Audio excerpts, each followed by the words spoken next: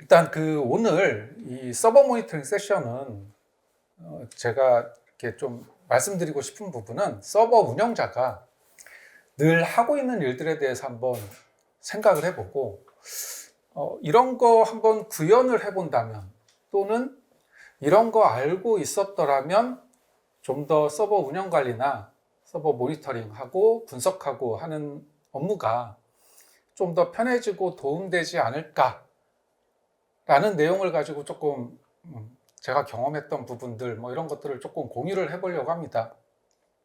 그리고 관련해서 저희 와탭 서버 모니터링 솔루션을 이용해서 간단한 활용 팁도 설명드릴 수 있도록 하겠습니다.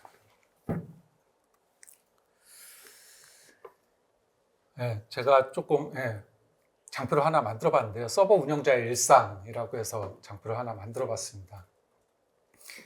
제가 아까 제 경험을 좀 말씀드리면서 이런저런 이제 서버 운영을 해봤다라고 말씀을 드렸는데, 예전에 통신사에서 근무를 할 때 한 10분 정도 제가 했던 일들, 너무 정신이 없어가지고 한 10분 정도 했던 일들을 생각을 해봤더니 한 12가지 일을, 서로 다른 일을 지금 막 진행을 하고 있더라고요. 메신저로 서로 다른 사람들이 3가지 업무 정도를 막 던져서 메신저로 날라오고, 전화가 오고, 옆에 어떤 사람 와서 앉아서 막 물어보고 있고, 정신이 너무 없었어요. 사실 그때 좀 번아웃이 오기도 했었는데요. 잘 아시겠지만 서버 운영자의 일상, 보통 이런 일들 많이 하죠. 소프트웨어 라이센스 구매를 해야 되는데 라이센스 수량을 산정을 하려다 보니까 서버의 CPU 개수를 요구를 해요. 근데 A라는 소프트웨어는 x86 서버라면 소켓 개수를 요구를 하고, 또 B라는 소프트웨어는 코어 개수를 요구를 하기도 하고, C라는 소프트웨어는 로지컬 CPU 개수를 요구를 하기도 해요. 그러면 그럴 때마다 서버에 들어가서 대상 서버의 그 CPU 수량을 소켓 카운트 명령을 알려서 수집을 하고, 물리코어 개수 수집을 하고, 논리코어 개수 수집을 해서 요청자한테 전달을 한다든지, 백업 서버 시스템 고도화를 위해서 에지이즈 분석하고 투비 구성도를 그려야 되는데, 에지이즈 현재 LTO 드라이브 몇 개를 어느 정도 쓰면서 사용을 하고 있는지, 이런 부분들 또 문서를 만들어서 에지이즈 분석하고 향후에 어떻게 구성을 하면 좋겠다라는 투비 구성도 또 만들어야 돼요. 또 성능 이슈가 발생이 됐는데 왜라는 부분에 대해서 빨리 분석을 하고, 분석 결과를 가지고 보고서를 만들어서 어떻게 조치를 해야 된다라는 조치 방안까지도 수립을 해야 돼요. 이 시간이 짧으면 짧을수록 장애 시간이 또 줄어들겠죠. 그리고 주말 PM 작업을 위해서 작업 계획을 수립을 해야 되는데 서버를 내렸다 올려야 돼요. 근데 이 하드웨어 박스에 여러 OS들이 올라가 있는 거죠. 그리고 그 OS들에 대한 여러 업무들, 업무 담당자들이 다 다르고요. 그러다 보면 업무 협의를 또 어떤 사람이 그 OS를 담당을 하고 있는지 하나하나 찾아서 협의를 하고 작업 계획 수립을 해서 서버 PM 작업을 하게 되죠. 이벤트가 발생하고 상황실 근무자가 콜을 합니다. 이벤트 발생했다. 이거 그냥 무시해도 되는 이벤트인지 아니면 내가 들어가서 조치를 해야 되는 이벤트인지, 이런 부분들도 판단을 할 수 있어야 되고요. 서비스 장애라고 현업에서 얘기를 하는데, 서비스명으로 얘기를 하면 서버 담당자가 잘 모르는 경우가 많아요. 이 커뮤니케이션 하기가 굉장히 어려운 경우가 많습니다. 또는 서버 장애가 났는데 거꾸로 이게 어떤 서비스들에 영향을 주는지 서버 담당자가 잘 모르는 경우가 많아요. 서버 담당자 입장에서는 그냥 서버 죽었어요, 이렇게 얘기하고 끝나는 경우가 굉장히 많죠. 그리고 일일 보고서, 주간 보고서, 월간 보고서 같은 정형화된 보고서뿐만 아니고 아까 있었던 것처럼 성능 이슈가 발생이 됐을 때 분석하는 비정형 보고서 같은 보고서도 만들어야 되고요. 또 하나 제가 예전에 이제 경험을 하면서 굉장히 어려웠던 부분 중에 하나가 메모리 리기 발생이 됐을 때 이걸 어떻게 판단을 하느냐, 조치를 하느냐 라는 부분이었거든요. 사실은 요즘은 이제 그 솔루션들이 프로세스별 메모리 사용률을 자동으로 수집을 해서 보여주는 경우도 많은데, 솔루션을 사용하지 않는다면, 또는 거기서 해당 프로세스가 그 메모리 자원을 수집하지 않고 있었다면 분석할 방법이 없겠죠. 사실 메모리 리익이 발생이 되면 그거 이미 안 순간 굉장히 늦은 경우가 많아요. 이게 어떤 프로세스가 메모리 리익을 발생시켰는지 바로 원인을 찾기가 쉽지 않아서 결국은 그냥 서버 재부팅하고 그때부터 다시 로그를 걸어서 확인을 하는 경우가 많은데, 이런 부분들도 미리 조금 나중에 제가 말씀드릴 어떤 내용들로 한번 걸어본다라고 하면은 쉽게 해결할 수 있지 않을까라는 생각이 좀 들고요. 서버 운영자들은 또 하는 업무 중에 하나가 MA 예산 수립을 할 때 예산 작업을 또 해야 되죠. 하드웨어 언제 도입했는지 MA 기산일 다 가지고, 그러면 이거는 기산일이 언제니까 어떻게 예산 수립을 해야 된다라는 예산 작업도 하게 됩니다. 자산 관리도 하드웨어는 주자산, 거기에 올라가 있는 OS들은 부해자산 같은 형태로 자산 관리를 해야 될 수도 있고요. 이런 일들을 굉장히 이제 자주 하게 되는데, 결국 그 서버 운영자가 늘 하는 일들, 이런 부분들은 이 4가지 범주 안에 다 들어간다라고 저는 생각을 해요. 생각을 하고, 그리고 다만 여기서 이제 이벤트 관제라든지 보고서 같은 부분은 사실은 좀 툴에, 솔루션에 이제 의존을 해야 되는 경우가 많은데, 그렇지 않고 이제 구성 관리라든지 성능 모니터링 분석 같은 경우는 운영자의 어떤 의지와 조금 내가 뭔가를 해보고자 하는 그런 부분들이 있다라고 하면 충분히 좀 더 편하고 쉽게 서버 운영을 해볼 수 있지 않을까라는 생각이 좀 들고요. 그래서 오늘은 저는 이제 조금 얘기를 해보려고 하는 부분은 구성 관리하고 성능 모니터링 분석을 조금 더 편하게 할 수 있는 방법에 대해서 설명을 좀 드리려고 합니다. 먼저 서버 구성 정보 관리를 조금 보면요. 구성 관리를 위해서 인프라 운영 환경에 대해서 다시 한번 조금 생각을 해보면, 우리가 잘 알고 있는 고전적인 엔터프라이즈 인프라 운영 환경이 있습니다. 그리고 요즘 핫한 퍼블릭 클라우드 운영 인프라 환경이 있죠. 이 2가지 특징을 조금 살펴보면, 퍼블릭 클라우드 인프라 환경은 서버는 쉽게 만들어지기도 하고 쉽게 용도 폐기될 수도 있습니다. 그리고 스케일 인아웃이 발생을 할 수가 있고요. 사실 운영자가 하드웨어 장애에 대해서 고민할 필요는 없습니다.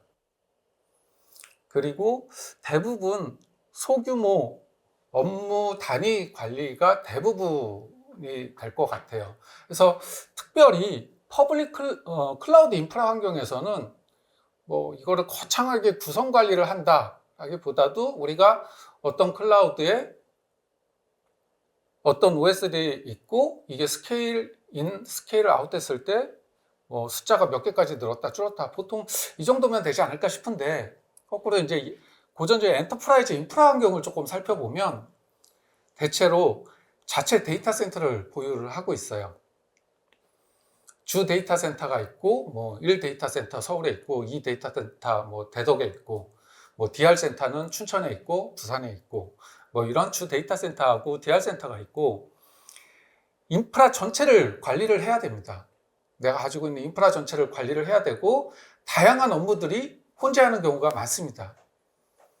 그리고 이런 가운데 목적별로 여러 가지 뷰를 통해서 관리하고 모니터링 해야 될 필요성을 많이 느끼게 돼요. 장비별로 봐야 될 수도 있고, OS별로 봐야 될 수도 있고, 내가 담당하고 있는 서버들, 다른 사람이 담당하고 있는 서버들, 운영자별로 봐야 될 필요도 있을 수 있고요. 아까 얘기한 것처럼 로케이션별로, 서울 센터에 있는 서버들, 대덕 센터에 있는 서버들, 이런 식으로 여러 목적과 기준으로 분류를 해서 관리하거나 모니터링 해야 되는 니즈가 발생하게 됩니다. 그리고 인프라 운영을 위해서 굉장히 고비용이 발생이 돼요. 일단 하드웨어 도입을 해야 되는데 굉장히 비싸죠. 슈퍼돔 하나 도입한다 그러면 장비 한 대가 몇 억이죠. 예. 그리고 하드웨어 벤더하고 유지보수 계약을 맺어야 되고, 경우에 따라서는 벤더의 상주 인력이 같이 상주를 하기도 합니다. 그리고 이 장비들이 도입되는 시기가 다 다를 수 있고요. 장비가 도입되고 나서도 IO 샤시 드로어를 또 추가로 도입을 할 수도 있어요. 하나의 박스에. 이렇게 되면 MA 기사님 산정을 하는데 장비 도입을 따로, IO 샤시 드로어 도입했던 날 따로, 이 날짜들이 다 또 분류가 돼서 이런 부분들도 별도로 관리를 해야 될 필요성을 느끼게 되죠. 그래서 다 돈하고 연결이 되니까 결국은 뭐 정확한 구성 관리하고 운영 현황 파악이 굉장히 중요하게 되고, 그런 어떤 관리 필요성이 늘게 됩니다. 그리고 하나의 하드웨어 박스에 여러 OS가 설치가 될 수가 있죠.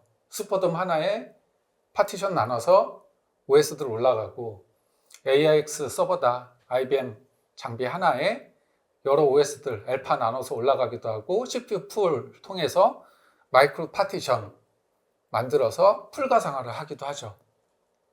그리고 거기에 돌아가는 업무들이 또 여러 업무들이 돌아가게 되고, 서비스 담당자나 운영 담당자들은 또 다를 수도 있게 되겠죠. 그리고 별도의 상황실을 운영하면서 24시간 365일 문제 발생 시 운영 담당자를 콜할 수도 있는데요. 이런 상황실 근무자들은 OS에서 이벤트가 발생을 하면 이거 담당자 누구지? 라는 정보를 또 알아야 될 필요성도 있게 되겠죠. 그래야 서버 담당자한테 또 연락을 할 수도 있게 되겠고요. 아까 퍼블릭 클라우드 얘기를 했는데, 이런 엔터프라이즈 인프라 환경에서는 자체적으로 프라이빗 클라우드를 또 구성을 해서 쓰기도 해요. 하지만 프라이빗 클라우드를 구성한다라는 것은 결국 프라이빗 클라우드를 구성을 하기 위한 인프라가 또 필요하게 되고, 여기에는 다시 하드웨어 도입을 해서 하이퍼바이저 OS가 올라가고, 여기에 VM 게스트 OS들이 또 만들어지게 되죠. 결국은 이 인프라, 하드웨어라든지 하이퍼바이저라든지 VM 게스트들에 대한 별도 모니터링과 관리가 또 필요할 수 있게 된다라는 부분이 있는데요. 이런 어떤 구성 관리를 그러면 우리가 어떻게 조금 편하게 해볼 수 있을까라는 측면에서 한번 생각을 해봤습니다. 구성 관리, 그러니까 서버 구성 관리인데, 이제 인벤토리라고 또 많이 얘기를 하죠. 자산까지 가기에는 너무, 자산이라고 얘기를 하면 규모는 너무 커질 것 같고요. 그냥 짧게 인벤토리 관리라는 어떤 용어로 한번 내용을 조금 적어봤고요. 이런 서버 관리를 위해서, 인벤토리 관리를 하기 위해서 우리가 자동으로 서버에서 수집할 수 있는 정보들이 있을 수 있을 거예요. 그래서 자동으로 정보 수집을 해볼 수가 있을 거고, 이 자동으로 수집된 서버하고 매핑을 해서 내가 목적이라든지 어떤 필요에 의해서 필요한 항목들을 매핑해서 관리를 할 필요도 있을 수 있을 겁니다.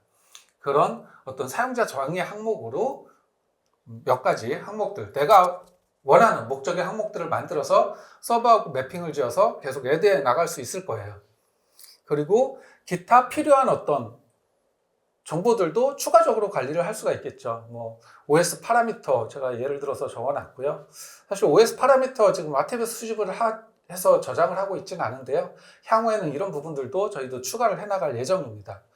OS 파라미터, 예전에 저도 이제 경험을 할 때 이런 질문 많이 받았어요. 성능 이슈가 있었는데 서버 담당자한테 너네 무슨 OS 파라미터 바꾼 거 아니야? 근데 저런 부분들이 히스토리 관리가 되고 있다라고 하면 전이라고 오늘하고 바뀐 거 없다, 뭐 이런 식으로 이제 운영자 입장에서는 얘기를 해줄 수도 있을 거고요. 또 한 가지, 서버 마이그레이션을 했어요. 서버 마이그레이션 했는데 굉장히 중요하게 세팅을 해놨던 파라미터가 있었습니다. 그거를 히스토리 관리를 통해서 혹시 내가 지금 예전에 세팅을 어떻게 했었지? 라는 부분도 확인을 해서 마이그레이션 이후에 적용을 해줄 수도 있겠죠. 저런 부분들 기타 정보로 해서 관리를 할 수도 있을 것 같고요. 그리고 자동 수집할 수 있는 부분은 서버에서, OS에서 명령어로 다 가지고 올 수 있는 부분들이에요. 기본적으로, 가장 기본적으로 서버의 호스트네임 당연히 수집할 수 있고요. 서버에 할당된 IP 정보들, 내가 어떤 IP 정보들을 갖고 있는지, 그리고 OS 타입, OS 디테일한 버전, 그리고 하드웨어 모델 정보, 시리얼 정보, 그 다음에 CPU 소켓 개수, 물리코어 수, 하이퍼스레드나 AIX 서버 SMT 본에서 쓰고 있다라고 하면 로지컬 코어 개수, 그리고 CPU의 클럭 스피드, 그리고 서버에 할당된 메모리 사이즈, 서버가 사용하고 있는 타임존, 그리고 서버가 기동된 업타임. 사실 업타임도 제가 예전에 참 경험을 하다 보면 500대 이렇게 운영을 하다 보면 이게 조금 관리 사각지대에 있는 서버들이 생길 수밖에 없어요. 좀 중요도가 떨어졌던 애들. 이런 애들 보면 업타임이 2년, 3년 이렇게 돼 있거든요. 그러면 PM 작업 갖고 한번 이렇게 리부팅을 해주고 싶은데 그럴 수 없을 수도 있어요. 패스워드를 까먹어서. 사실 이런 업타임 같은 부분들도 내가 어떤 서버들이 얼마나 오래됐는지, 기동이 돼서 얼마나 오랫동안 서버 재부팅 없이 사용을 했는지를 같이 파악을 해준다라고 하면 굉장히 좋은 항목일 것 같고요. IBM 가상화를 쓴다, 마이크로 파티션 해서 CPU 풀 가상을 쓴다라고 하면은 10개짜리 풀에 얘는 EC는 얼마나 할당이 돼 있고 VP는 얼마나 할당이 돼 있는지 뭐 이런 정보들도 같이 그 구성관리 측면에서 활용을 한다라고 하면 좋을 것 같고요. 사용자 정의 항목으로 서버별로 서버 운영자하고 연락처를 같이 적어서 관리를 하는 거죠. 그리고 업무 그룹을 서버별로 대중소로 나누는 거예요. 그룹웨어라는 대분류로 분류를 하고 중분류로 얘는 그룹웨어 중에서도 전자결제 또는 뭐 메일 뭐 이런 업무 서버다 라는 식으로 중분류, 소분류까지도 분류를 해서 관리를 하고 이 서버 언제 도입됐다라는 서버 도입일, 기산일, MA 산정할 때 도움이 되겠죠. 그리고 서버의 자산번호, 인프라 언더바 서버 언더바 뭐 001, 서버 위치, 대전 IDC 3층에 H열에 15번 렉, 뭐 이런 식으로 서버 위치까지도 구성관리 측면에서 같이 관리를 할 수가 있겠죠. 그리고 유지보수 업체, 이 서버의 유지보수 업체는 누구고 유지보수 담당자는 누구다라는 정보도 업데이트를 해서 관리를 할 수가 있을 거예요. 그리고 아까 뭐 잠깐 말씀을 드렸지만 이 서버에 올라가서 돌고 있는 서비스들이 어떤 서비스들이 있는지 아주 디테일한 정보들을 적어 놓는다라고 하면 이 서버가 장애나면 어떤 서비스들이 영향을 받는지 알 수가 있을 거고요. 거꾸로 어떤 서비스 문제가 있다라고 하면은 서버 담당자 입장에서는 어떤 서비스를 보면 좋겠다라는 게 쉽게 캐치할 수 있겠죠. 그리고 인프라 도메인, 얘는 DB 서버다, 와스 서버다, 웹 서버다 또는 웹아스 아니면은 모든 게 같이 깔려있는 통으로 깔려있는 전체 다 깔려있는 올 서버다 뭐 이런 식으로 구분을 해서 필터해서 본다라고 하면은 좀 더 쉽게 그룹화해서 관리를 할 수가 있게 될 겁니다.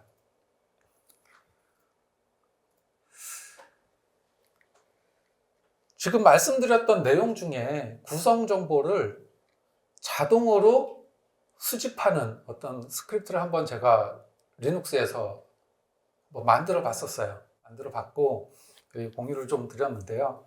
잘 보이실지는 모르겠지만 호스트 네임도 수집을 했고 간단한 명령어로 수집을 한 거예요.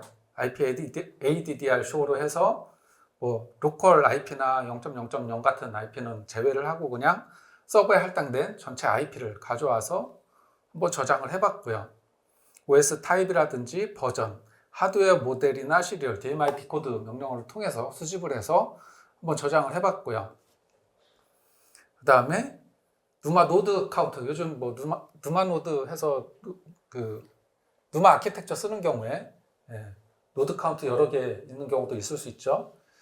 제가 봤을 때 셋 파나DB 같은 경우에 저런 누마 아키텍처 노드별로 구분을 해서 쓰는 거 예전에 봤던 적이 있는데 몇 개 카운트에 어떤 코어들이 어떤 누마 노드에 할당이 되어져 있는지에 대한 정보들도 추가로 관리를 해볼 수도 있을 거예요. 그리고 CPU 소켓 카운트라든지 물리코어 개수, 로지컬 코어 개수, 클럭 스피드, CPU 타입, 메모리, 서버에 할당된 메모리 개수, 메모리 사이즈, 요거는 이렇게 가져올 수도 있고 뒤에서 설명드릴 프록에서 메민포를 통해서 메모리 사이즈를 가져올 수도 있겠죠. 그리고 업타임 정보들, 이런 정보들을 가져와서 이렇게 그냥 바로 수집을 했어요. 만약에 별도의 어떤 구성관리 툴이 없다라고 하면은 이렇게 수집한 내용을 여기에 추가적으로 스크립트 조금 더 보완을 해서 내가 관리하고 있는 어떤 마리아DB라든지 뭐 이런 DB가 있다라고 하면 DB 테이블 하나 만들어서 인서트까지 시켜버리고 주기적으로 수집을 해서 항상 업데이트 치면서 현행화해서 관리를 해볼 수도 있겠죠. 네, 그런 식으로 관리도 가능할 것 같습니다. 그래서 리눅스를 제가 한번 샘플로 만들어 봤고, 뭐 최근엔 뭐 리눅스하고 윈도우즈 많이 쓰고 있으니까요. x86 서버들. 윈도우즈에서 파워쉘 스크립트로도 같은 내용들을 한번 수집을 한 스크립트를 한번 만들어 봤습니다. 그래서 이런 내용들을 가지고 간단하게 말씀드렸던 것처럼 오픈 소스 통해서 뭐 수집을 한다든지 간단히 내가 관리하고 있는 DB에 집어넣어서 관리를 해볼 수도 있을 겁니다. 그리고 그렇게 관리한 내용을 엑셀로 이렇게 뽑아서 관리를 할 수도 있을 거고요. 보시면은 색깔 칠해 놓은 부분은 내가 수동으로 목적에 의해서 입력을 했던 필드, 그리고 흰색으로 표현된 부분은 자동으로 내가 수집한 필드들, 이게 쭉 연결이 되는데 너무 길어서 제가 좀 잘라서 붙여놓은 거고요. 그래서 뭐 엑셀의 필터 기능을 이용을 한다든지 찾기 기능을 이용을 해서 내가 원하는 항목들을 찾고 조정을 해볼 수가 있을 겁니다. 그래서 이런 거를 통해서 이제 어떤 식으로 활용을 해볼 수 있느냐, 아까도 말씀을 드렸었지만 소프트웨어 라이센스 도입을 해야 되는데 어떤 서버들은 소켓 개수를 요구를 하고 어떤 소프트웨어는 물리코어 개수를 요구를 하고 어떤 소프트웨어는 로지컬 코어 개수를 요구를 한다 했을 때 대상 서버들 필터해서 찾기해서 검색을 해서 원하는 어떤 코어 개수를 전달을 한다든지 아니면 엑셀로 그냥 만들어서 바로 요청하신 분들한테 포워드해서 전달을 해서 이제 공수를 좀 줄일 수 있겠죠. 아니면 서버마다 들어가서 명령으로 다 확인을 해서 하기에는 너무 많은 시간과 내 에포트가 들어가게 되잖아요. 그래서 그런 부분들. 그리고 하드웨어 장애 대응. 예를 들어서 이벤트가 떴어요. 하드웨어 장애로 파트를 교체를 해야 되는 상황이에요. 근데 그 하드웨어에는 여러 OS들이 올라가 있는 거죠. 그렇다라고 하면 결국은 파트 교체를 하려면 서버 내리고 파트 교체하고 서버를 올려야 되는 다운타임을 잡아야 되는데 걸려있는 업무들이라든지 이런 것들이 너무 많은 거예요. 그럼 서버마다 그 OS마다 담당자들이 있을 거고 담당자들한테 일일이 담당자들 누군지 이런 것들이 제대로 관리되어 있지 않는 상황이다라고 하면 또 수소문해서 찾아서 연락을 해서 일정 잡고 업무 협의해서 언제 서버 작업을 해야 될지 일정을 잡아야 되는데 구성 관리되고 있다라고 하면은 한 번에 구성 관리표 통해서 업무 담당자들한테 이러이러한 장애가 있는데 빠른 조치가 필요하다. 이거 협의 통해서 일정을 좀 잡았으면 좋겠다. 이런 부분들 커뮤니케이션 하기가 굉장히 수월하겠죠. 그리고 예를 들어서 타부서 작업 지원이라고 제가 적어놨는데 네트워크 팀에서 스위치 교체 작업을 하는 거예요. 이중화돼 있어서 10점, 10점, 10점 대 IP 대역이 영향을 에 대한 어떤 작업을 진행을 하긴 할 건데 이중화돼 있어서 서비스 영향도는 없을 거다라는 어떤 안내는 받았어요. 그렇지만 그래도 뭔가 찜찜하잖아요. 서버 운영하는 입장에서는. 그러면 아까 구성관리 대장에서 10점, 10점, 10점 대 쓰고 있는 서버들이 어떤 서버들이 있는지 필터링을 쭉 하는 거죠. 필터링하고 이 서버 운영 담당자 누군지 담당자한테 메일 보내는 거죠. 언제 네트워크 작업하는데 문제는 없을 거다라고 하는데 만에 하나 모르니까 유선대기만 좀 해주세요. 이런 식으로 얼마든지 구성관리 정보들을 활용을 해서 조금 유사시에 대응을 좀 해볼 수도 있을 겁니다. 그리고 아까 얘기했던 것처럼 서비스 컬럼을 별도로 만들어서 인프라 담당자하고 서비스 현업 간 커뮤니케이션 정말 안 돼요. 근데 이런 부분들도 조금은 개선을 해볼 수 있지 않을까라는 생각을 좀 해봅니다. 이런 거 가지고 나중에 비즈니스 토폴로지까지도 만들어 볼 수도 있겠죠. 어떤 서비스에 어떤 서버가 연결이 되어져 있고 이 서버 그리고 인프라 도메인은 어떤 도메인에 연결이 되어져 있다. 이런 부분들 다 링크로 연결을 해서 관리를 해볼 수도 있게 될 겁니다. 그래서 이런 식으로 좀 구성 관리를 해볼 수 있지 않을까라는 생각을 좀 해봤고요. 혹시 보셨는지 모르겠어요. 저희 와탭에 사스 서비스로 서버 구성 정보라는 기능이 최근에 활성화가 됐거든요. 그래서 제가 지금 말씀드렸던 부분을 어느 정도는 커버를 하고 있습니다. 그래서 이거 쓰기 위해서는 다만 이제 기존의 에이전트를 설치를 해서 쓰고 계셨다라고 하면은 안내 페이지 있으니까 그 에이전트 업데이트 하시고 에이전트의 컨피그 설정만 몇 가지 하나 딱 추가를 해주시면 이런 구성 정보들을 자동으로 수집한 화면들을 보실 수가 있게 됩니다. 그래서 지금 보시면은 여기 서버 이름이 있고요. 그 다음에 서버 타입, 이게 피지컬 서버인지 벌추얼 서버인지, 그리고 IP 주소, 제가 IP 주소를 좀 가려놔서 IP 주소, 그리고 OS 타입, OS의 디테일한 버전, 그리고 하드웨어 모델명, 시리얼 등등. 아까 제가 서버에서 자동으로 수집할 수 있는 정보들은 다 자동으로 수집을 해서 가지고 있고요. 기본적으로는 소트를 이 모델의 시리얼로 소트를 하고 있어요. 그래서 보시면 이 모델의 같은 시리얼에 있는 OS들은 한 박스에 올라가 있는 서버들인 거죠. 물리적으로는 같은 박스에 올라가 있는 서버들 소트해서 보실 수가 있고, 또는 필터해서 시리얼이 EC2로 시작이 되는 애들만 검색을 하는 거죠. 그러면 어떤 서버들이 검색이 될까요?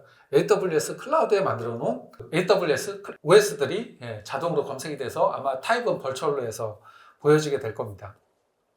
그리고 보시면 여기에 컬럼 설정이라는 부분이 있어요. 이 컬럼 설정을 통해서 아까 제가 서버하고 내 목적별로 매핑을 해서 만들어 볼 수 있다고 했죠. 그래서 업무별 대분류 컬럼을 만들고 수정 버튼을 눌러서 서버별로 업무별 대분류, 얘는 그룹웨어 서버야, 얘는 콜센터 서버야, 얘는 ERP 서버야, 이런 식으로 대분류 그룹을 입력을 해볼 수도 있는 거고요. 운영자 컬럼을 만들고 운영자의 이름을 입력을 해서 관리를 하실 수도 있습니다. 얼마든지 내 원하는 목적에 맞춰서 컬럼을 만들고 편집을 해서 관리를 하실 수가 있고요. 그 내용들은 제가 아까 보여드렸던 엑셀 파일은 사실은 여기서 이제 다운로드를 받은 엑셀 파일이에요. 다운로드를 받아서 CSV 형태로 가지고 올 수가 있고요. 사실은 아직 계속 디벨롭 중이긴 한데요. 지금은 일일이 요거 하나하나 눌러서 입력을 해줘야 되는 불편함이 조금 있을 수는 있는데, 향후에는 다운로드 받아서 엑셀에서 편집해서 그냥 벌크로 올릴 수 있게끔도 기능 업데이트는 예정이 되어져 있습니다. 그래서 필터 기능이라든지 이런 것들을 이용을 해서 제가 말씀드렸던 어떤 그런 부분들에 대해서 충분히 활용을 하실 수 있는 기능을 제공을 해드리고 있고요. 하나 살짝 공개를 해드린다라고 하면, 지금 아직 오픈되지는 않았어요. 오픈되지는 않았는데, 저렇게 해서 여러 가지 목적별로 그룹핑을 한 내용을 가지고 대시보드를 쉽게 구성을 해서 모니터링 하실 수 있도록 지금 현재 저희가 개발 중에 있습니다. 여기 보시면 업무 포탈, 콜센터, 이 지금 저희 피그마에 있는 장표를 제가 가져온 거라서 같은 내용들이 들어가 있긴 한데요. 업무 포탈이라는 그룹을 만들고 이런 서버들을 할당을 해놓은 거죠. 그러면 이렇게 그룹핑이 된 거고, 2차 그룹으로 그룹웨어, 전자메일, SSO 이런 식으로 그룹핑을 추가로 해서 내가 원하는 형태로 그룹핑을 해보는 거예요. 또는 여기에 나는 박스별로 보고 싶어 라고 하면은 그냥 대그룹, 1차 그룹을 시리얼로 잡아도 되겠죠. 그러면은 박스 하나가 될 거고, 또는 아니면 모델로 잡고 그 모델에 내가 몇 대의 하드웨어가 있는지를 본다라고 하면은 모델에 시리얼별로 나올 거고 그 시리얼 안에 있는 서버들이 몇 대씩이나 있는지도 여기서 그냥 그룹별로 바로 조회를 해보실 수가 있게 되는 거죠. 그래서 내가 원하는 목적별로 대시보드를 만들고 보실 수가 있고요. 이런 식으로 업무별로 내가 만들어 놓은 내용이 있다. 예를 들어서 내가 특정 업무에 인프라 도메인으로 구분을 해놓고 와스 서버 6대를 여기다 그룹핑을 해서 보고 있다. 그리고 여기서는 이 그룹에 대한 그 평균 사용률하고 해당 그룹에서 가장 CPU를 많이 쓰고 그 CPU나 메모리나 뭐 IO를 많이 일으키고 있는 서버가 어떤 서버이고 어느 정도를 쓰고 있는지를 한눈에 보실 수 있도록 지표로 보여드리고 있어요. 보여드릴 예정이에요. 그래서 그런 부분들도 쉽게 로드 발라리즘은 잘 되고 있는지 아니면 특별히 그냥 한 놈이 튀게 지금 쓰고 있는 상황은 아닌지 이런 부분들도 쉽게 조회를 해보실 수가 있게 되는 거죠.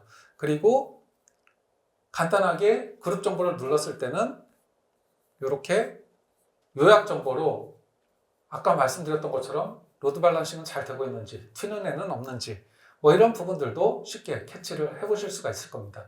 그래서 구성 정보에 대한 요약 정보, 성능에 대한 부분, 이벤트에 대한 부분들도 여기서 좀 보실 수 있도록 목적별로 분류해 놓은 그룹으로 보실 수 있도록 보여드릴 예정이고 상세 보기를 통해서 좀 더 디테일한 정보들을 보실 수 있도록 저희가 준비를 하고 있습니다.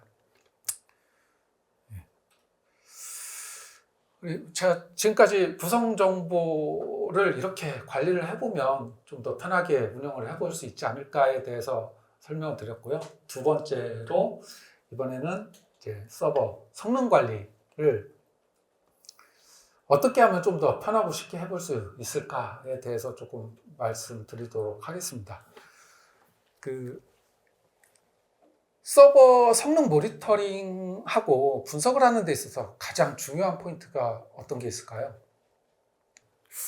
당연하겠지만 저는 내가 운영하고 있는 서버의 특징을 잘 알고 있어야 된다라고 생각을 해요. 그래서 하루 중 어느 시간대에 백업이 돌고 이때 CPU, IO 사용량은 얼마나 튀는지, 이 서버는 디스크 정리 작업을 항상 수행을 하고 있는 서버고 특정 시간에 수행을 하고 있고 대략 어느 정도의 시간이 소요가 되고 있는지, 그 다음에 1배치, 월배치 서버가 어떤 서버고 뭐 수행 소요 시간 같은 부분들. 그래서 중요한 서버에 대해서는 평상시 사실 성능, 서버의 성능 분석한다라고 하면 세 가지에 대한 분석이죠. CPU, 메모리, IO. 세 가지에 대한 분석이 될 거고, IO는 뭐 네트워크 IO랑 디스크 IO로 나뉘겠지만 이 세 가지에 대한 분석이 될 겁니다. 그래서 이런 사용량 패턴을 내가 잘 알고 있다라고 하면 사실 성능 이슈가 발생이 됐다라고 하면 평상시 대비 조금 패턴이 다른 어떤 상황이 되는 거고, 이게 어떤 패턴이 어떻게 다르게 보이는지를 조금 더 일단 한번 쉽게 확인을 해보실 수가 있을 거다라고 생각이 돼요. 그리고 또 한 가지는 그 서버 분석을 위해서 사용이 되는 성능 지표의 의미를 내가 과연 얼마나 명확하게 이해를 하고 있는지, 그리고 이런 지표들 간의 연관성은 어떻게 되는지를 한번 이해를 해본다라고 하면 좀 더 쉽게 분석을 해볼 수 있지 않을까라는 생각이 좀 듭니다. 그래서 뭐 CPU 사용률이 90%가 넘었다는 이벤트가 발생이 됐는데 이걸 어떻게 분석을 해볼 수 있을까라는 부분들도 한번 제가 같이 한번 고민을 해봤으면 합니다. OS별 성능 매트릭 수집 방법에 대해서 간단하게 한번 제가 정리를 해봤습니다. 우리가 잘 알고 있는 대표적인 OS들이죠. 유닉스 서버, AIX 서버, HPUX, 솔라리스가 있고요. 뭐 지금 제일 핫한 리눅스, 그리고 윈도우즈 OS가 있습니다. 옛날에는 이런 그 성능 데이터를 거의 명령어로 그냥 수집을 했었어요. 명령어로 수집을 하다 보면 촘촘한 인터벌로 수집을 못 합니다. 그래서 10년 전이 아니죠. 2010년, 뭐 이때만 해도 사실은 명령어로 수집하는 경우가 굉장히 많았어요. 그래서, 사실은 제가 이 직전에 있었던 회사에서 이제 초단위 성능 데이터 수집이라는 걸 처음으로 만들었던 이제 솔루션 업체에서 근무를 그 초기 멤버로 조인을 해서 이제 일을 했었는데, 그랬던 이유가 사실은 서버도 옛날에는 그냥 1분 평균 데이터 보고, 뭐 5분 평균 데이터 보고 하는 게 일반적이었어요. 그리고 얘 초단위로 왜 못 보냐 그러면은 명령어로 수집을 하다 보니까 뭐 잘 아시겠지만 자동차도 시동 걸 때 연료 가장 많이 들죠. 서버에서도 프로세스가 실행되거나 포크될 때 자원을 가장 많이 써요. 명령어로 성능 데이터를 수집을 한다. 이거를 주기를 짧게 한다. 결국은 명령어가 포크되는 횟수가 그만큼 많아지게 되죠. 인터벌 짧게 되고 많아지게 되면은 결국은 에이전트, 그러니까 성능 데이터를 수집하는 에이전트가 자원 사용률이 높아지게 돼서 서버에 오히려 부하를 주기 때문에 우리는 짧게 못해라는 얘기들이 굉장히 많았었는데, 최근에는 이런 부분들이 대부분 이제 성능 API를 통해서 데이터를 수집하는 형태로 다 바뀌었죠. 그래서 AIX 서버다라고 하면은 퍼프스탯 라이브러리를 통해서 성능 데이터를 수집을 합니다. 요거 궁금하신 분들은 웹페이지로 라이브러리 퍼프스탯 헤더 파일을 한번 열어보시면은 상세한 설명이 되어져 있어요. 그래서 뭐 CPU 같은 경우에는 퍼프스탯 언더바 CPU 토탈 언더바 T라는 구조체 통해서 성능 데이터를 들어있는 카운터들 통해서 가져오는 형태로 대부분 그런 식으로 수집을 하는 형태로 바뀌었고요. HP UX다라고 하면 Pstat 라이브러리를 통해서 성능 데이터를 수집을 하고, 솔라리스다라고 하면은 K스탯이라든지 이제 프로파일 시스템에서 데이터를 수집을 해서 성능 데이터를 수집을 합니다. 그리고 그 내용들은 보통은 이제 운영자들은 저 커맨드를 통해서 많이 보게 되죠. AIX 서버다라고 하면 M1, 토파스, vmstat 명령어 통해서 보게 되고요. HP UX 사용자는 굉장히 강력한 툴이죠. 글랜스 통해서 모니터링 많이 하게 됩니다. 그리고 솔라리스 같은 경우는 뭐 탑이라든지 PRstat, vmstat 많이 쓰게 되고요. 리눅스는 프로 파일 시스템에서 성능 데이터를, 성능 카운터를 수집을 해서 계산을 해서 보여주게 됩니다. 그리고 윈도우즈는 퍼포먼스 카운터 또는 WMI 통해서 데이터를 가져와서 수집을 해서 보여주게 되는데요. 예전에 보면 간혹 퍼포먼스 카운터 중에 일부가 망가져서 데이터를 굉장히 이상하게 보여주는 경우들이 있어요. 직접 수집을 하시는 경우도 있고, 에이전트가 이 퍼포먼스 카운터를 이용을 하는 경우에도 수집한 데이터가 굉장히 이상하게 보이는 경우가 있습니다. 이런 성능 카운터가 망가져서 그런 경우가 있는데, 이런 때 간단하게 관리자 권한으로 LODCTR/R 하면 성능 카운터가 다시 고정이 돼서 정상적으로 동작을 하는 경우가 많이 있어요. 저는 경험은 못했는데 이걸로도 안 되고 에러를 뱉는 경우도 있다라고는 하더라고요. 저는 제가 있었을 때는 다 이게 먹기는 했었는데, 뭐 그런 경우에는 어쩔 수 없죠. MS에 이제 문의를 해서 해결하는 수밖에 없을 것 같습니다. 그래서 한 가지 팁으로 LODCTR/R 같은 경우는 좀 알고 계셔도 좋을 것 같아요. 그래서 성능 지표에 대한 이해 측면에서 이걸 알고 계시면은 아무래도 이제 분석하고 하는데 조금 더 용이하지 않을까라는 측면에서 이미 다 알고 계시는 분들도 있을 수 있겠지만 모르시는 분들도 계실 것 같고요. 그래서 한번 그냥 이런 게 있구나라는 거 한번 짚고 넘어가 보자라는 측면에서 정리를 좀 해봤습니다. 제가 수집 방법에 대해서는 여러 OS들이 이렇게 수집을 한다라는 거를 조금 설명을 드렸었고요. 방금 전에. 이번에는 리눅스에서 그러면 이런 성능 데이터, 아까 말씀드렸죠. CPU, 메모리, IO에 대한 성능 지표들을 어떻게 수집을 하고 어떻게 계산을 해볼 수가 있는지, 우리가 이런 성능 모니터링 툴이 없다라고 하더라도 이런 부분들을 통해서 성능 데이터를 얻어볼 수가 있겠구나. 또는 성능 모니터링 툴이 있는데 나는 이런 지표들이 필요한데 라고 하는 부분들이 있을 수도 있을 거예요. 그런 경우에 스크립트 통해서 이렇게 해서 이런 지표들을 일단 한번 임시 방편으로 수집을 해서 내가 한번 그 데이터를 쌓아보면 어떨까 하는 측면에서도 한번 봐주시면 좋을 것 같습니다. 그리고 여기 적혀 있는 부분 중에 이 괄호 안에 있는 부분은 저희 와탭에서 보시면 분석의 그 매트릭 조회 부분에 보시면 카테고리 선택해서 보면 필드들이 있죠. 여러 필드들이 있는데 그 필드들하고 이제 매핑이 되는 항목이다라고 이해를 해 주시면 될 것 같습니다. 제가 적어 놓은 부분 중에 저 괄호가 없는 부분들도 있을 수 있어요. 그거는 향후에 조만간 저희 추가가 될 예정이고요. 제가 생각할 때는 적어도 그런 지표들은 중요한 지표다라고 생각을 해서 한번 적어둔 부분이니까 그렇게 좀 이해를 해 주시면 좋을 것 같습니다.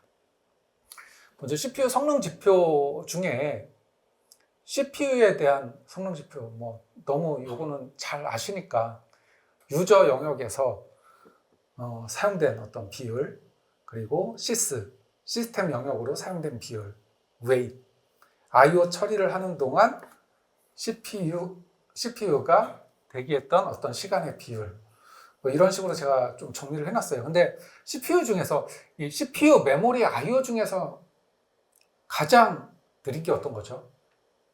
I/O가 제일 느리죠. 사실은 서버에서 CPU 병목이나 메모리 부족 이런 것보다도 항상 성능 이슈가 발생할 때 보면 대부분이 I/O 이슈가 제일 많았던 것 같아요. 제 경험상으로는. 그래서 CPU 항목을 본다라고 하신다라고 하면 물론 CPU 사용률이 올라가서 문제가 되는 경우도 있겠지만 이 웨이 퍼센트를 조금 주의 깊게 한번 보면 어떨까라는 생각이 들어요.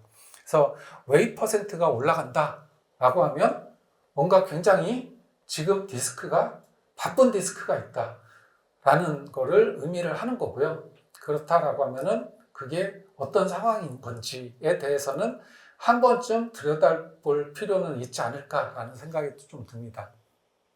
그리고 이 데이터들은 제가 아까 리눅스는 프로파일 시스템의 파일들을 읽어서 성능 데이터를 취합을 한다라고 말씀을 드렸어요. cat 명령어로 프록 밑에 stat 파일을 보면 굉장히 많은 정보들이 나와요. 정보들이 여러 개 나오는데 그 중에 첫 번째 필드가 CPU의 유저 영역이고요. 유저를 보여주는 부분이고요. 세 번째 필드가 시스템이 쓴 시간을 보여주는 부분이고요. 다섯 번째가 웨이, 사용률을 보여줍니다. 이게 사용률이라고 제가 말씀드렸는데 정확하게는 CPU가 일한 밀리세컨드를 보여줘요. 그리고 여기에 적혀 있는 정보는 누적 카운트입니다. 그래서 이거를 실질적으로는 어떻게 계산을 하느냐 하면 예를 들어서 이렇게 계산을 해요. cat 명령어로 프롬 밑에 스탯에 오크로 잡는 거죠. 첫 번째 필드를 잡고 5초 뒤에 다시 같은 필드를 또 잡아봐요. 그러면 이 5초 사이에 누적 카운트라고 얘기를 했죠. CPU가 부팅이 되고 나서 몇 밀리세컨드 일했는지 첫 번째 잡혔을 거고 두 번째 5초 뒤에 몇 밀리세컨드 일했는지가 두 번째 잡힐 거예요. 이 차이를 빼면 5초 동안 몇 밀리세컨드 일을 했는지가 계산이 됩니다.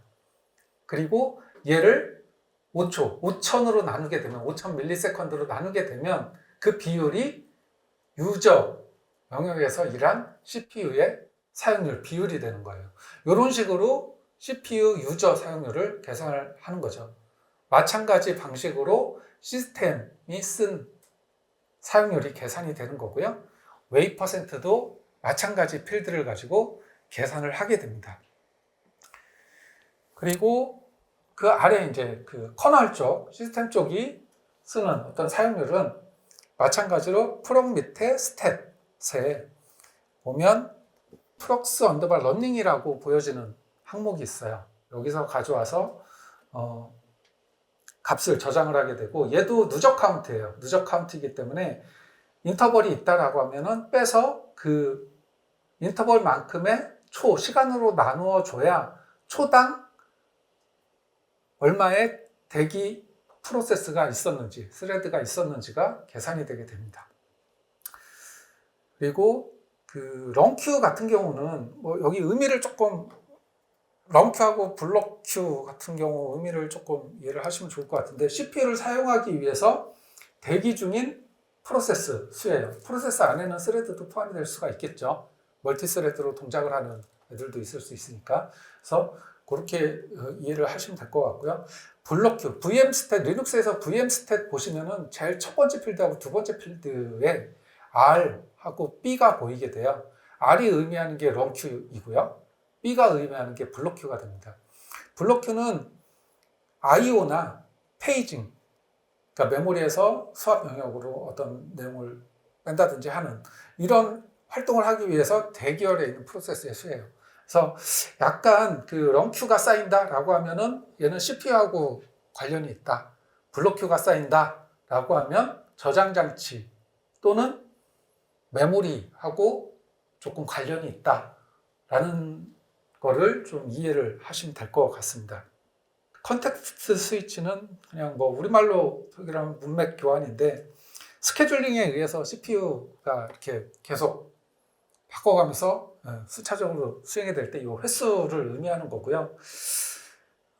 그리고 포크는 그냥 그 프로세서 포크하는 횟수, 카운트를 표시를 해요.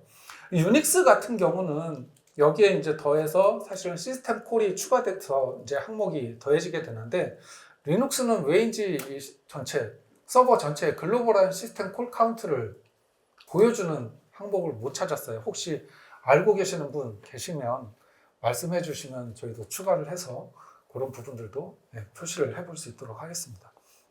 네, 포크하고 뭐 시스템 콜. 그래서 여기 시스템에 있는 내용들의 어떤 개수가 굉장히 늘어난다라고 하면 CPU 쪽에서 보면 시스 사용률이 굉장히 늘어나게 될 거예요.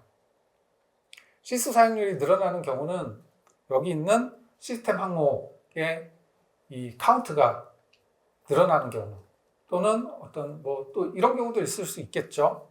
백업 프로세스가 돌면 백업 프로세스는 파일들을 쭉 읽어서 데이터를 쌓을 거예요. 그러면 리드 펑션이 호출이 될, 리드 함수가 호출이 될 거고, 뭐 또 파일 열고 읽고 닫고 하는 어떤 일련의 시스템 콜들이 굉장히 많이 발생이 될 거예요. 프로세스가 시스템 콜을 많이 발생시키게 되고, 결국은 이쪽에 시스템 콜 올라가고 CPU 전체의 시스템, 시스 영역의 사용률도 올라가게 될 겁니다. 그래서 그런 어떤 연관관계가 있다라는 거 좀 봐주시면 될 것 같고요. 메모리 쪽 조금 설명을 드리도록 하겠습니다. 메모리 쪽에서 보시면 가장 많이 그냥 메모리 사용률 얼마야? 라고 얘기했을 때 used 퍼센트, used 바이트 많이 얘기를 하시죠. 근데 메모리는, 메모리 지표는 프로파일 시스템 밑에 meminfo라는 파일에서 주로 읽어오게 되는데요. 정확하게 meminfo 아래에는 used를 담고 있는 필드는 없습니다. 없고 다른 필드들을 이용을 해서 계산을 해주게 돼요. 과거에는 리눅스의 메모리 used를 그냥 단순히 이 서버에 할당된 memtotal, meminfo 밑에 보면 memtotal 값이 있는데, memtotal에서 프리 버퍼 캐시를 뺀 값을 memused로 표현을 했었어요. 주로 이렇게 표현을 했었는데, 레드햇 7 버전 가고 리눅스 커널 3점대 버전 올라가면서 여기에 memAvailable이라는 값이 추가가 되고 슬랙 항목이 추가가 되게 됩니다. 그러면서 메모리 유스들을 조금 더 디테일하게 다시 좀 보정을 하게 됩니다. 그래서 메모리 유스들을 그냥 mem토탈에서 memAvailable 뺀 값으로 쓰는 경우가 굉장히 많이 있고요. 경우에 따라서는 우리 고전적으로 이 방법으로 보기를 원해 하는 경우 같은 경우에는 기존에 사용했던 memused의 이 커널 영역에서 회수 가능한 캐시 영역까지 sreclaimable이라는 항목까지도 빼서 그냥 used 영역으로 보고 계산을 해주는 경우가 있습니다. 아탭에서는 첫 번째 항목으로 계산을 해서 지금 메모리 유스드 항목을 보여드리고 있습니다. 그래서 여기 제가 그 설명의 의미들을 조금 적어 놨는데요. 이 부분 한번 읽어보시면 잘 보이시는지 모르겠지만 리눅스에서 유스드 계산 시에 캐시 영역을 제외하는 이유에 대해서 제가 조금 설명을 해놨습니다. 캐시는 스와핑이 일어나지 않는 반면, 그러니까 캐시에 있는 부분을 괜히 스왑인 스왑아웃 뒤에서 설명을 드리겠지만 페이징 스페이스 영역으로 빼거나 거기서부터 읽어드리는 어떤 그런 활동이 일어나지 않는 반면에 필요시에 그냥 캐시 영역은 클리어해서 메모리 부족하면 유스드 영역, 그냥 프로그램에 대한 어떤 코드나 데이터를 올리는 영역으로 활용을 하기 위해서 쓰일 수 있는 부분이기 때문에 그래서 이제 캐시를 제외를 하고 순수하게 유스드 영역으로만 메모리 사용률을 보여준다라고 이해를 하시면 될 것 같고요. 캐시하고 버퍼가 어떤 건지 의미를 조금 제가 한번 설명을 해놨습니다. 그래서 캐시는 결국은 읽기 속도 향상을 위해서 쓰이는 영역이고 버퍼는 쓰기 속도 향상을 위해서 쓰여지는 영역이다라고 이해를 하시면 될 것 같습니다. 그래서 캐시 영역은 파일 시스템을 캐싱하는데, 그러니까 뭔가 자주 읽어야 되는 데이터를 제일 느린 게 디스크잖아요. 매번 디스크에서 가져와서 읽기에는 속도가 너무 느리니까 이 부분을 파일 시스템 캐시에 저장을 하고 있는 거예요. 저장을 하고 미리 올려놓고 거기서 가져와서 읽게끔 하는 영역이 캐시 영역이 되는 거고요.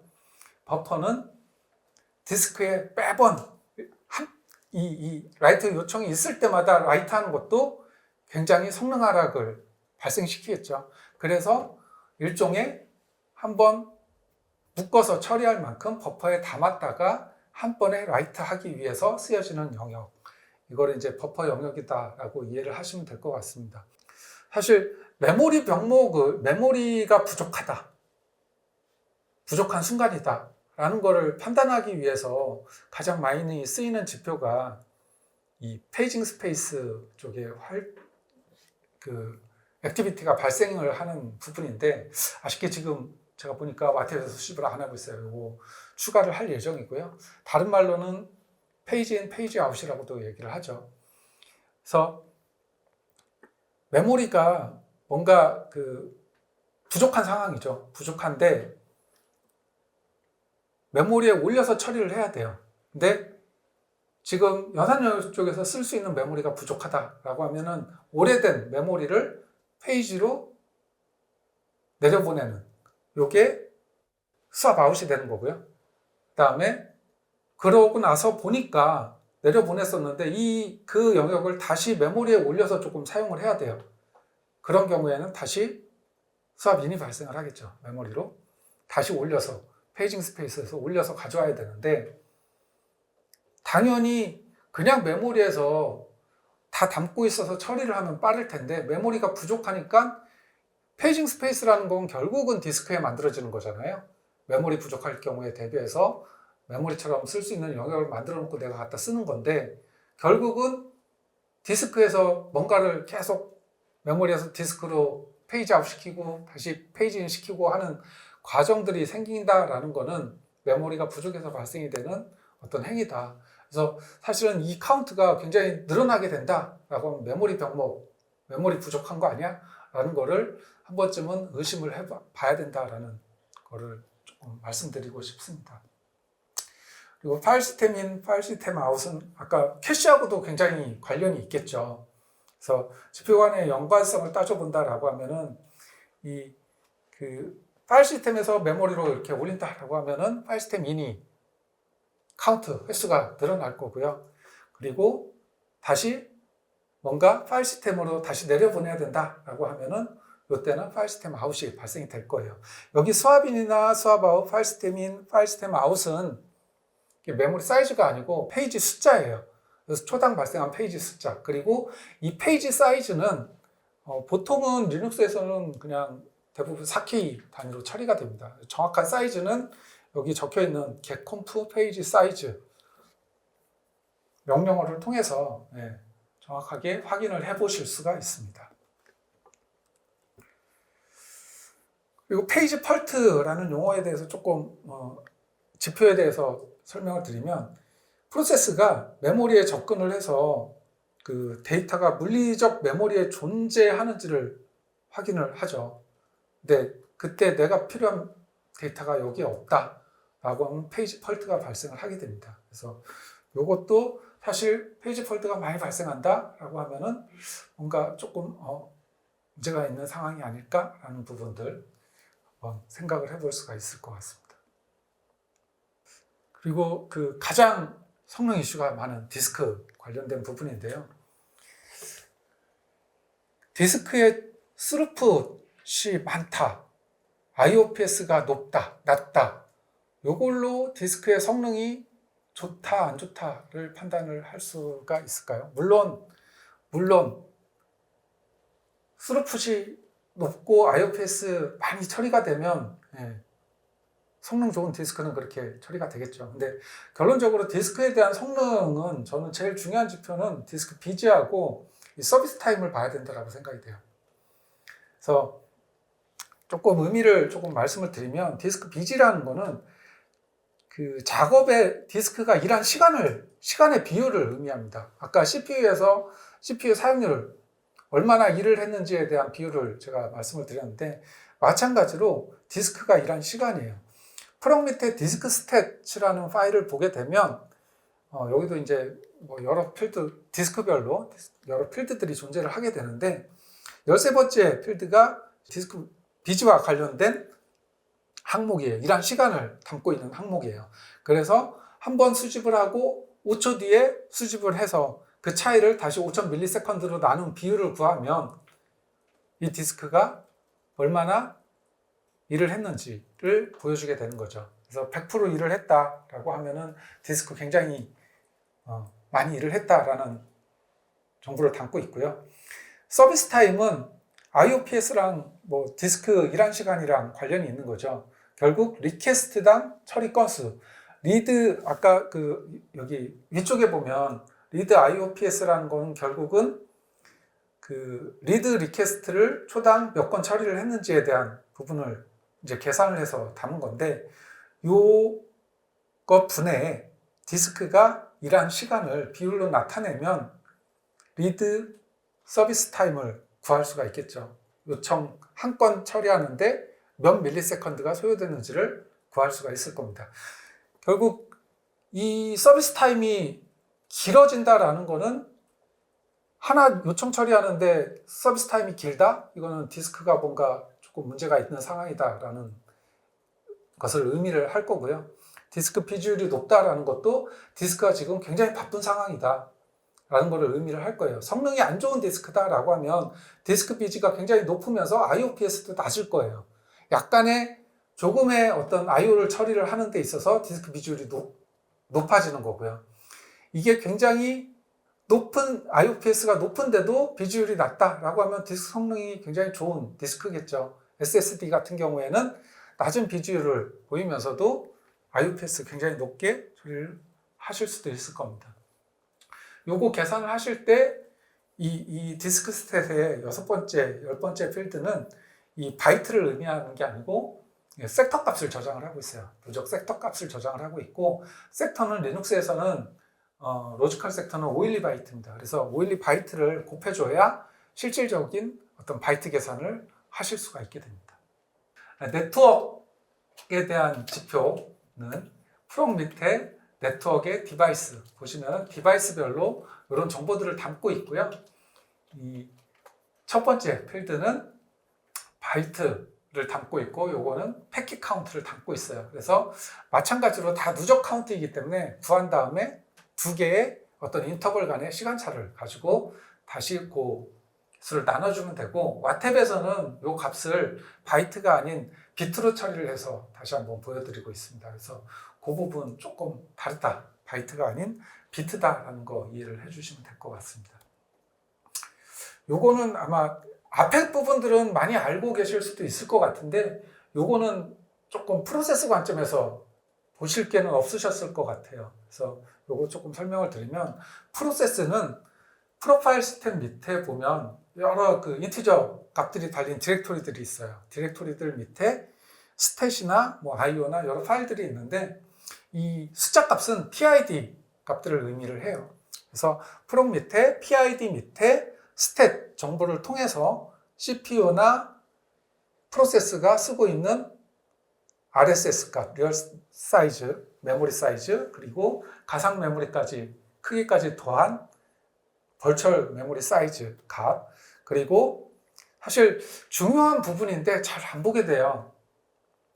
프로세스가 가지고 있는 지금 일하고 있는 스레드 카운트 개수. 사실은 이게 뭐 갑자기 CPU 사용률이 튀었어. 프로세스의 CPU 사용률이 튀었다라는 거를 봤을 때 이게 왜 튀었지? 라고 해서 조금 더 들여다보면 스레드 개수가 갑자기 늘어났을 수도 있어요. 그래서 그런 부분들하고도 연관지어서 볼 수 있는 항목들이거든요. 그래서 이런 스레드 카운트도 같이 보시면 좋을 것 같고요. 윈도우즈 같은 경우에는 퍼포먼스 카운터에서 보면 핸들 카운트도 정보도 담고 있어요. 그래서 스레드 카운트하고 더불어서 핸들 카운트 개수까지도 같이 수집을 해서 보시면 좋을 것 같아요. 실제로 예전에도 보면 성능 분석을 하다 보면 핸들릭이 발생을 해서 문제가 되는 경우도 있었거든요. 리소스 전혀 받지 못하고 서버가 행 상태에 빠지는 경우를 본 적이 있는데 이런 핸들 카운트도 같이 눈여겨보시면 좋을 것 같습니다. 그리고 프로세스에 대한 I/O 사용 현황도 CPU, 메모리, 프로세스의 I/O 사용 현황도 같이 보시면 좋은데 이 리눅스는 친절하게 이 I/O를 여러 가지 형태로 다 세분화해서 보여주고 있어요. 사실 프로세스 입장에서 I/O는 디스크에만 쓰는 게 아니에요. 프로세스 관점에서는 사실 캐시에, 메모리에 I/O를 일으킬 수도 있는 거고요. 결국 캐시에 I/O를 일으킬 수도 있는 거고 디스크에 직접 I/O를 일으킬 수도 있게 되는데 이 R 캐릭터, W 캐릭터라는 거, 리드 캐릭터, 라이트 캐릭터라는 거는 캐시나 실제 저장 장치에 일으키는 I/O 토탈 값을 의미하는 거고요. 리눅스에서는 친절하게 디스크를 대상으로만 I/O를 일으키고 있는 리드 바이트라든지 라이트 바이트를 별도로 또 보여주고 있습니다. 그래서 실질적인 프로세스가 일으킨 I/O 토탈 값을 본다라고 하면은 여기 있는 R 캐릭터와 W 캐릭터를 더한 이 값을 보면 프로세스가 실제 일으킨 I/O 토탈 값을 보실 수가 있게 되죠. 간단하게 제가 전체 이제 프로세스 매트릭 지표에 대해서 갖는 의미, 그리고 지표 간의 어떤 연관성을 어떻게 볼 수 있을지에 대해서 조금 말씀을 드렸는데요. 저희 이제 와탭 화면에서 한번 보시면 지금 여기 보시면 CPU 사용률이 굉장히 올라갔는데 어느 순간 여기서는 유저 영역의 사용률이 굉장히 올라갔고 그 이후에는 유저 영역, 시스템 영역보다도 웨이트 사용률이 굉장히 올라갔다는 것을 보실 수가 있어요. 웨이트는 I/O하고 관련이 있다라고 말씀드렸죠. 디스크하고 관련이 있다라고 말씀드렸고 이쪽에 프로세스 쪽을 보시면 이 프로세스가 CPU 사용률이 튀면서 전체 유저 영역의 CPU 사용률이 튀었었네 라는 거 보실 수가 있고 웨이트 퍼센트가 올라갔었을 때 디스크 비주얼을 보면 막 100% 치고 있었던 것을 보실 수가 있죠. 기본적으로 이제 서버 상세에서 내용을 확인을 해본 거고요. 제가 말씀드렸던 어떤 매트릭 지표들을 가지고 직접 플렉스보드를 만들어 보신다든지 아니면 분석에서 매트릭 조회해서 직접 열어서 한번 분석을 해보신다라고 하면 같은 상황인데 제가 플렉스보드를 열어서 한번 만들어 봤습니다. 지표를 분석을 해봤고 이쪽 영역은 전체 사용률 관점에서 제가 한번 차트를 띄워본 거고요. 이쪽은 개별 프로세스 관점에서 차트를 한번 띄워본 거예요. 그래서 이 색깔로 표현이 된 부분은 전체 사용률 관점에서 나온 걸로 이해를 해주시면 될 것 같은데 아까 똑같죠? CPU 유저 플러스 시스 플러스 웨이트의 값이 전체적으로 띄었는데 다시 이거를 조금 항목별로 나눠보면 유저 영역이 이 시점에 튀었고 뒤쪽에서는 웨이트 퍼센트가 굉장히 튀었어요. 유저 영역에서 튀었을 때 프로세스 쪽 항목별로 보면은 아까 앞에서 봤던 해당 프로세스의 CPU 사용률이 튀었었구나. 얘 때문에 여기서는 튀었어. 라는 거 아실 수가 있고요. 다시 이 디스크 웨이트 퍼센트가 튀었을 때 보면 실제로 이 메모리하고 디스크 영역에 뭔가 주고받았던 게 굉장히 많았다는 것을 아실 수가 있습니다. 파일 시스템 인, 파일 시스템 아웃이 굉장히 많이 발생이 됐었고, 이 크기를 보면 상대적으로 파일 시스템 아웃이 좀 더 많이 발생이 됐어요. 그리고 프로세스가 굉장히 라이트를 이 시점에 많이 했었다라는 거 보실 수가 있고요. 그리고 파일 시스템 아웃이 많이 발생을 하다 보니까 메모리 쪽에서 저장 장치로 많이 빠졌죠. 그래서 캐시 영역이 많이 줄어든 것도 이쪽에서 확인을 하실 수가 있습니다.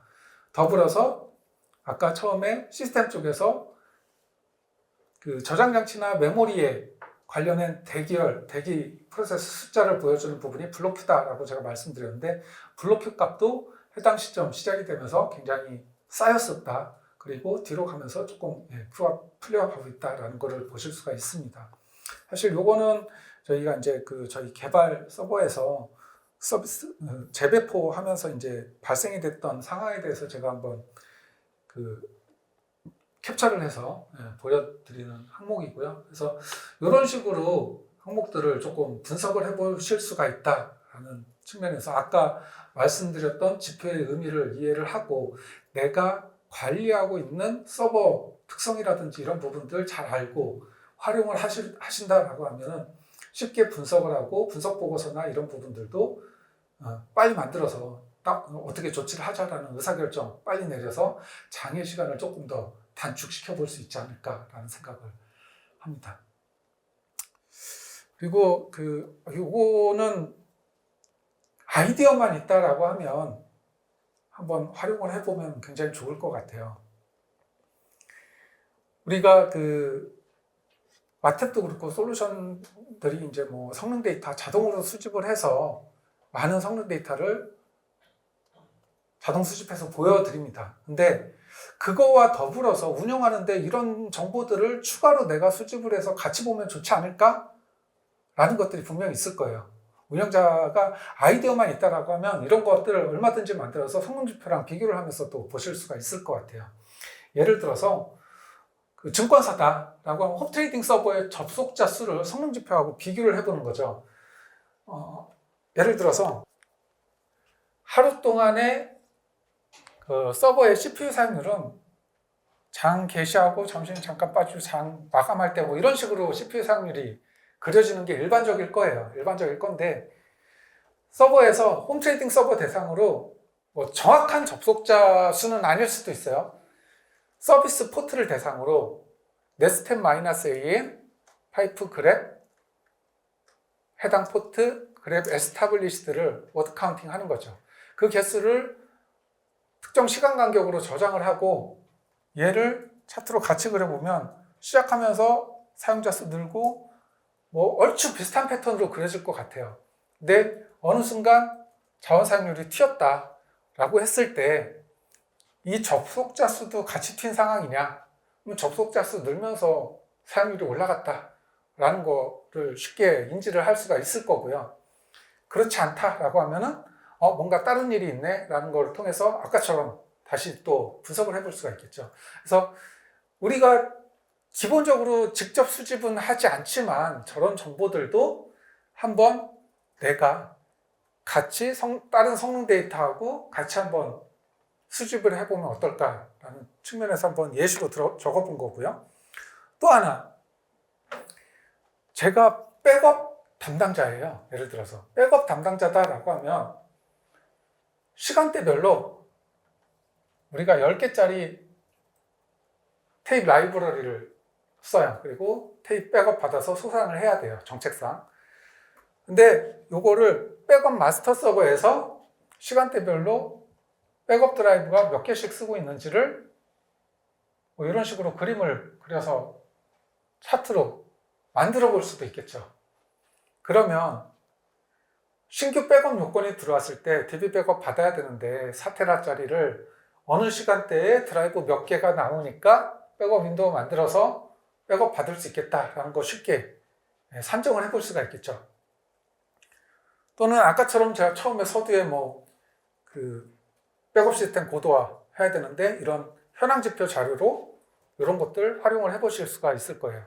그래서 아이디어, 그리고 또 한 가지 SSH 커넥션 체크 통해서 로그에 떨구고